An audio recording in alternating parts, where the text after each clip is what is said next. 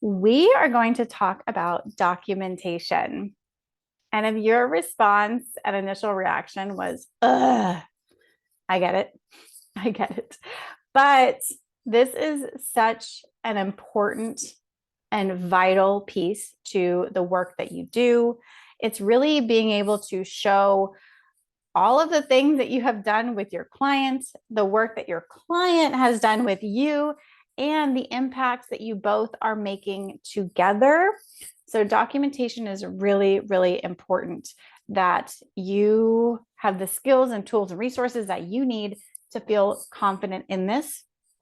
And like I said last time, developing confidence takes skills, takes learning new skills, and it takes practicing those skills. So you're going to really have to be able to step outside of your comfort zone and learn from the mistakes that you made, right? You're always going to make mistakes. That is normal. It is good.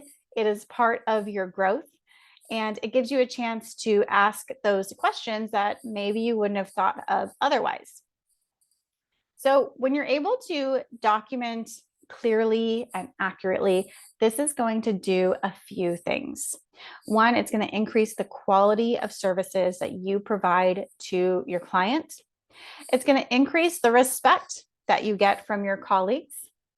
And you're going to be able to communicate the value that you bring to your clients and your organization because you're documenting all of these interventions that you're doing and the changes that are happening because of the interventions and because of the client, hopefully, also implementing the interventions and being able to overcome any challenges that your client may be experiencing.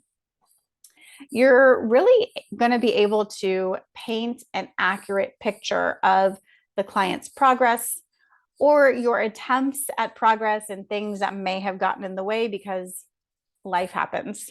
Things get in the way of progress, and that is okay too. We just want to make sure that we're documenting to show that we are showing up and that we are putting forth the effort. Lastly, if your notes are ever required in court, you can feel more confident that you have documented accurately, you've done your due diligence, and you have not been neglectful of this client.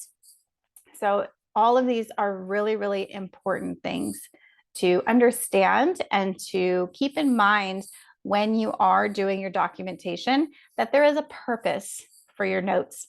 And you always want to write them in a way that assuming that your client is going to see them because clients may be able to access those records, or if they're ever summoned in court, they may be able to see your notes. So definitely make sure that you are writing from that perspective.